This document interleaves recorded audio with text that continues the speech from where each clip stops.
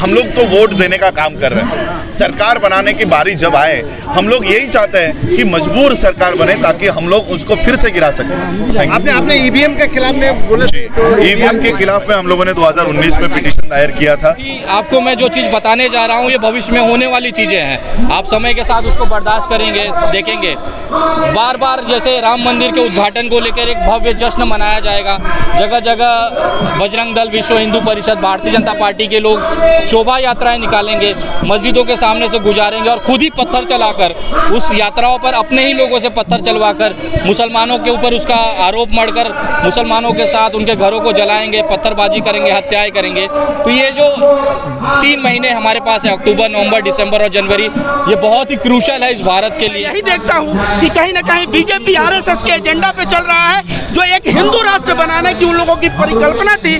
उस हिंदू राष्ट्र के तहत जब बाबा साहब अम्बेडकर ने संविधान दिया था तो इन लोगों का मन था कि मनुस्मृति भारत का संविधान हो और भारत में दलित भाइयों के साथ पक्षपात हो, मुसलमान, क्रिश्चियन, इन सबको बाहर निकाला जाए। एक बात मैं आपको बता देता हूँ कि आप लोग अगर मंदिर और मस्जिद में व्यस्त रहेंगे तो इस देश के अंदर बेचने वाले लोग इस देश को बेच देंगे और वापस से गुलाम बनाकर चले जाएंगे।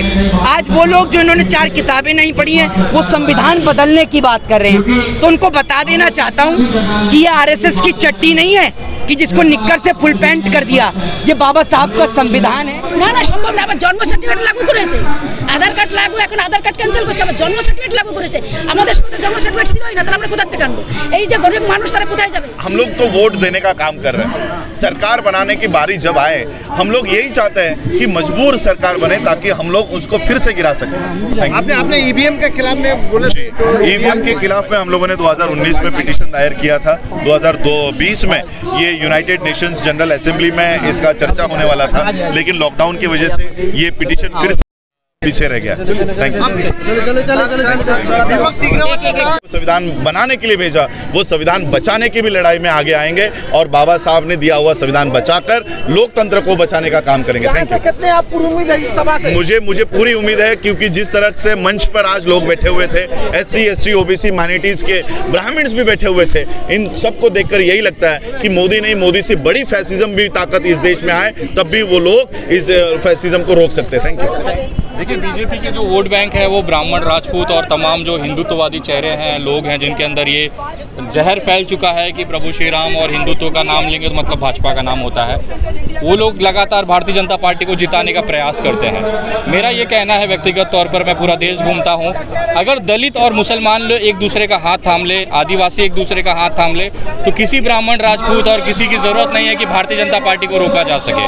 सोचिए, एक 3% वाला सवर्ण समाज आज देश में बहुमत की सत्ता लेके बैठा हुआ है और जो उन्हें वोट देता है वो दलित और मुसलमान रस्तों पे मार खा रहा है, उनके घरों में लाशें निकल रही हैं, इलाज नहीं मिल पा रहा, उनके बच्चों को शिक्षा नहीं दी जा रही है। अगर वो अपने अधिकारों को लेके कुछ मांग सरकार से करे तो उनको तोड़ा जाता है, जेलों में ठूस दिया जाता है। तो एक मेरी तरफ से ये प्रयास है कि आप बाकी सवर्ण जातियों को छोड़ दीजिए, केवल आदिवासी, मुसलमान और जो अपने दलित समाज है, वो SC, ST है, उसको अगर आपने सिर्फ कैप्चर कर लिया तो चीज़ें अपने आप से हम भारतीय जनता पार्टी को रोक सकते हैं 2024 में। देखिए, वो भारतीय जनता पार्टी के IT सेल है सर, उनका काम 2024 के बाद यही है कि लगातार आप जहर उगलिए, मुसलमानों को टारगेट करिए, ताकि हिंदुओं के अंदर ये बताया जाए कि देखिए हम मुसलमानों का नस टाइट कर रहे हैं। और ये चीज़ें इसलिए भी पॉसिबल है क्योंकि उनको ये बताना है, हिंदुओं में एक ऐसा संख्या है, जनसंख्या है, जिनको मुसलमानों को बचपन से ही नफरत सिखाई जाती है, उनके खिलाफ बताई जाती है। तो उसी को कन्फर्म करने के लिए ये सारा प्रोपोगेंडा किया जाता है और उसका असर जो है वो चुनाव पे दिखता है। कुछ दिन से आवाज़ सुन रहे हैं हम लोग, जो ईवीएम जब तक रहेगा भाजपा तब तक रहेगा। 100% ईवीएम जब तक रहेगा, भारतीय जनता पार्टी तब तक सत्ता में रहेगी, क्योंकि ईवीएम जो है एक इस समय संदेहास्पद स्थिति में है। उसके ऊपर जो उसके मैन फंक्शन के ऊपर, उसके जो माइक्रो कंट्रोलर के ऊपर सवाल उठ रहे हैं, वो सबसे बड़ा सवाल है। बहुत बार मैंने इस चीज़ को लेकर बहुत सारे राजनीतिक दलों के राष्ट्रीय अध्यक्षों से मुलाकात की, मैंने उनको सबूत दिए कि सर हम एक्टिविस्ट लोग हैं, हमने RTI की, हमने बहुत सारा डेटा अपने पास जमा किया, आप इसके आधार पे सुप्रीम कोर्ट कोर्ट में एक जनहित याचिका लगाइए, सड़कों पर उतारिए लोगों को। ये जो सबूत हैं, मैं अफवाहें या फिर शंका की बात नहीं कर रहा, मैं एविडेंस की बात कर रहा हूँ। वो एविडेंसेस को आप जनता तक पहुँचाइए और उसके बाद शायद जनता जागरूक होकर अपने अधिकारियों के लिए सड़क पे आएगी। लेकिन तमाम जो विपक्षी दल है ना, उनकी करोड़ों की संपत्तियां हैं, काला धन है जिसकी नस भारतीय जनता पार्टी के हाथ में है। वो खुले तौर पे मुझसे ये कहते हैं कि अगर हमने ये बात उठा दिया तो मेरा बहुत नुकसान हो जाएगा। मतलब ये अपोजिशन लीडर सब कुछ जानते हैं। सारा इंडिया अलायंस में जितनी राजनीतिक दल हैं उनको सबको पता है कि ईवीएम के अंदर प्रॉब्लम क्या है, लेकिन वो इसलिए नहीं बोल पाते कि हम जैसे ही बोलेंगे तो हमारी जो काले धन से बनाई हुई जो साम्राज्य है वो भारतीय जनता पार्टी तबाह कर देगी। तो ये जहाँ तक ये ईवीएम का मामला है वो चलता रहेगा और मुझे ऐसा उम्मीद है कि कोई भी विपक्षी दल पूरे इंडिया के अंदर भाजपा के खिलाफ खड़े होने की हिम्मत नहीं कर रही है। नहीं, ऐसा नहीं। देखिए, बोलने के लिए तो भी बहुत सारी चीज़ें सुनने में आएगी। अभी जो जनवरी में राम मंदिर का उद्घाटन है, उससे पहले जगह जगह शोभा यात्राएं निकाली जाएंगी। अभी आपको मैं जो चीज़ बताने जा रहा हूँ ये भविष्य में होने वाली चीज़ें हैं। आप समय के साथ उसको बर्दाश्त करेंगे, देखेंगे। बार बार जैसे राम मंदिर के उद्घाटन को लेकर एक भव्य जश्न मनाया जाएगा, जगह जगह बजरंग दल, विश्व हिंदू परिषद, भारतीय जनता पार्टी के लोग शोभा यात्राएं निकालेंगे, मस्जिदों के सामने से गुजारेंगे और खुद ही पत्थर चलाकर उस यात्राओं पर अपने ही लोगों से पत्थर चलवाकर मुसलमानों के ऊपर उसका आरोप मढ़कर मुसलमानों के साथ उनके घरों को जलाएंगे, पत्थरबाजी करेंगे, हत्याएं करेंगे। तो ये जो 3 महीने हमारे पास है, अक्टूबर, नवंबर, दिसंबर और जनवरी, ये बहुत ही क्रूशल है इस भारत के लिए। इस समय जो तबाही और जो दंगे और जो लाशें आप सड़कों पे खून बहता देखेंगे वो आपने पूरी जिंदगी में नहीं देखा होगा, ऐसा मैं दावे के साथ कहता हूँ। आम आदमी का टैक्स का पैसा लेकर के मंदिर मस्जिद बनाना, ना स्कूल बनाना, ना हॉस्पिटल बनाना, मंदिर मस्जिद बनाना आप किस तरह देखते हैं? देखिए, आपने वोट तो मंदिर बनाने के लिए ही दिया था। जहाँ तक भारतीय जनता पार्टी ने 2019 का चुनाव इसी के लिए लड़ा था कि हम राम मंदिर बनवाएंगे। जब राम मंदिर के लिए उन्होंने बहुमत हासिल किया तो राम मंदिर ही बनाएंगे। जब मैं वोट देने मेरे विधायक मेरे पास आएगा तो मैं उसको पूछूंगा मेरी सड़कें कब बनेंगी, मेरी शिक्षा के लिए क्या व्यवस्थाएं हैं, मेरे बच्चों के लिए अस्पताल कहाँ बनेगा। जब वो सवाल ही खत्म हो गए तो जो आपने उनको मैंडेट दिया वो करेंगे ही।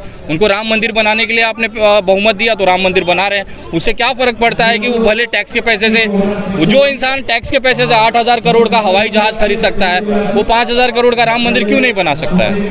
असम में एनआरसी हुआ, कुछ आदमी जो लीगल है वो बाहर चले गया, जो लीगल नहीं है वो अंदर आया।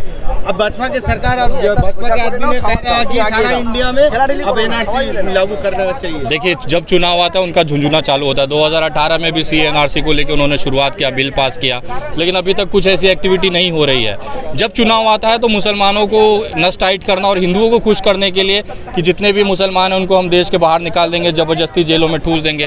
उनके बाप का राज नहीं है, संविधान से चलता है देश। अभी हम संयम से बैठे हुए हैं कि हमारे लोगों पर आँच नहीं आनी चाहिए। आप संसद भवन में एक दूसरे को गाली दे दीजिए, आपस में पटक के एक दूसरे को माँ बहन कर लीजिए, हमें कोई दिक्कत नहीं। आप लोग नेता लोग हैं, आप करेंगे ही।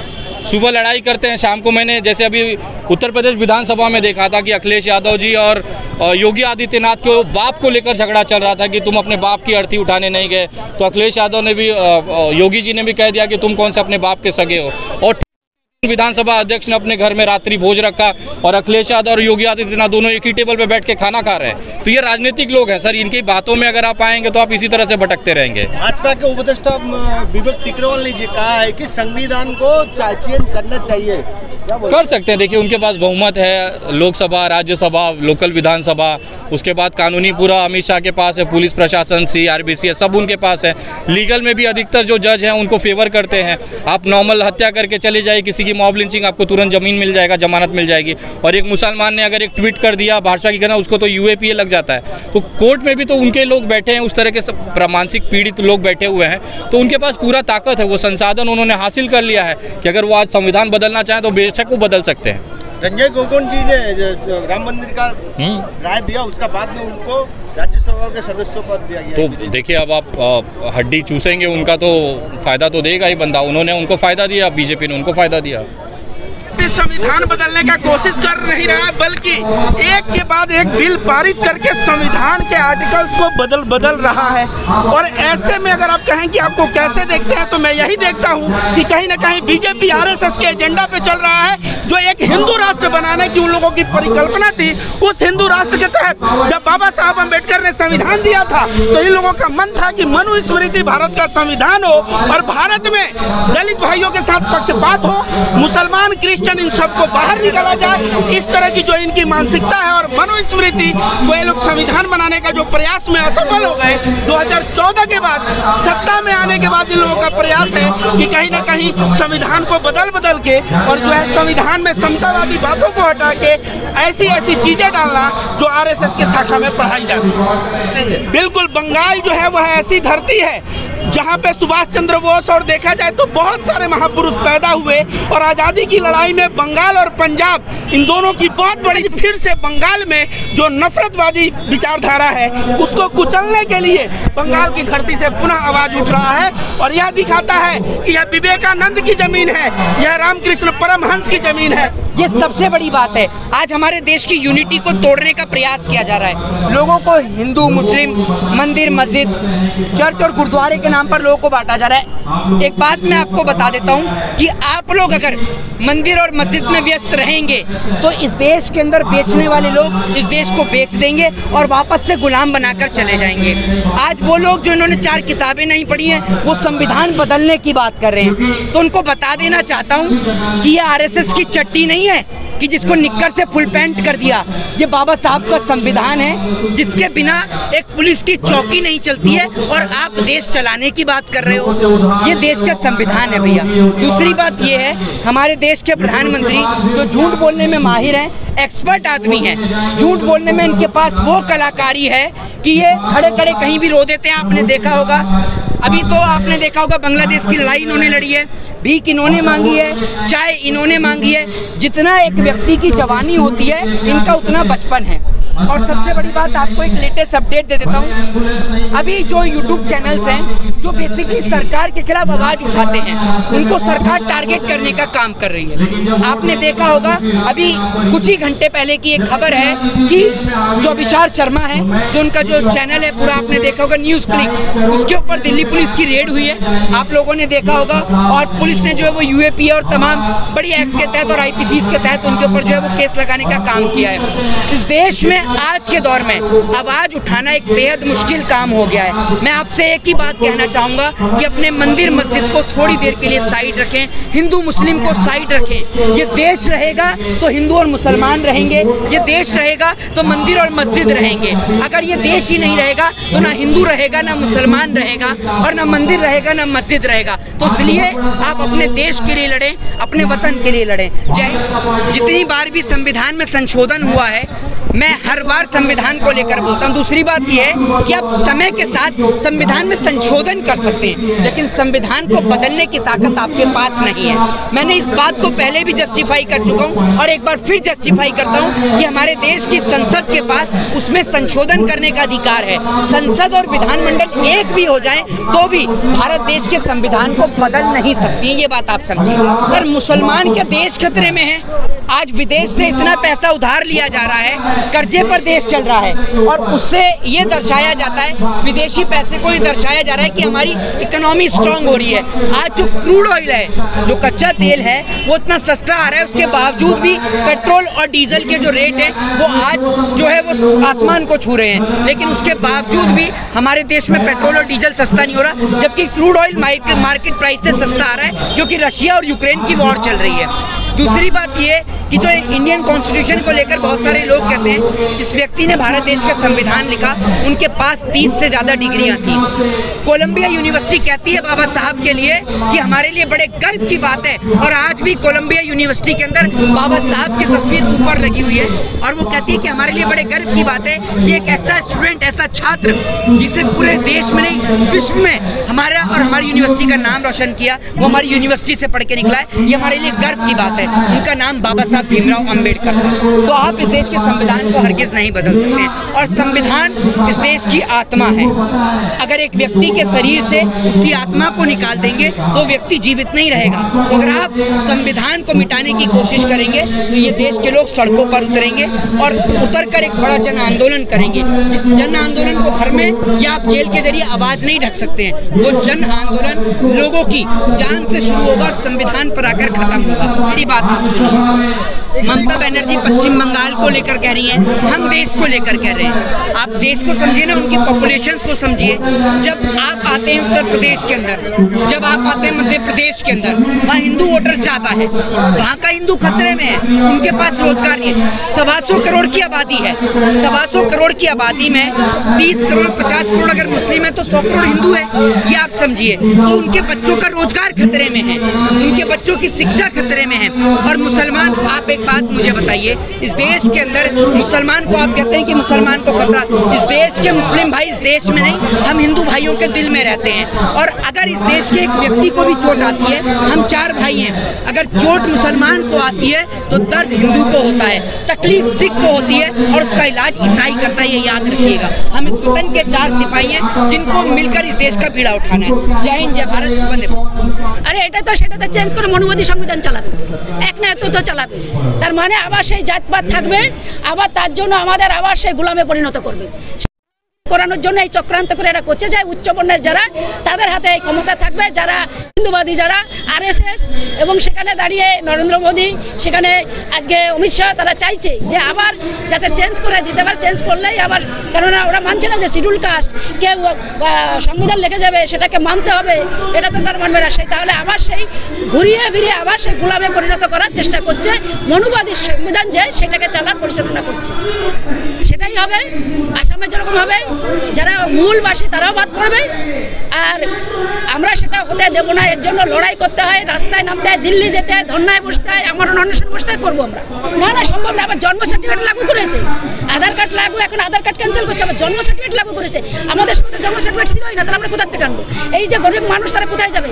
ফার্স্ট ক্লাস ম্যাজিস্ট্রেট আনতে হবে। ফার্স্ট ক্লাস ম্যাজিস্ট্রেট যারা কয়জন গরিব মানুষ যেতে পারবে আমাকে বলো? তাহলে ফার্স্ট ক্লাস ম্যাজিস্ট্রেট আইন, যারা উকিল ধরতে হবে, উকিল ধরলে তাকে পয়সা দিতে হবে, বারবার 1 বার না 10 বার যেতে হবে, অটো ভাড়া দিতে হবে, খরচা করতে হবে, তারপর গরিব মানুষ আরও গরিব হোক। এই যে হ্যারাসমেন্ট একটার পর একটা, আমরা ভারতবর্ষে কি আমরা তাই তো বুঝতে পারছি না। উনি কি চাইছে, ভারতবর্ষের প্রধানমন্ত্রী কি চাইছে সেটা আমরা বুঝতে পারছি না। উনি গোলামে আবার পরিণত করবেন। এই যে 2024 যে লোকসভা ভোট, দ্বিতীয়বারের যদি বিজেপি ক্ষমতায় আসে, আপনি কতটা ভয়ানক মনে করছেন? আমরা মনে করি নারী সুরক্ষা নেই, শিডিউল কাস্টের SC ST OBC সব ধ্বংস, এবং সেখানে যদি আমাদের লোকরা এখনও না বোঝে তাহলে তারা নিজের পায়ে নিজে কুড়ালি মারবে। উই পোকার আগুন হলে মনে হয় না, আগুন হলে যখন পাকনা হয় মরবার জন্য উই পোকা সেখানেই যায়। তো সেই জায়গায় দাঁড়িয়ে বলবো যে যদি আবার ক্ষমতায় আসে, যদি ভারতবর্ষের সব থেকে বেশি ক্ষতিগ্রস্ত হয় SC ST OBC, তাদেরই সব থেকে ক্ষতিগ্রস্ত হবে তারা।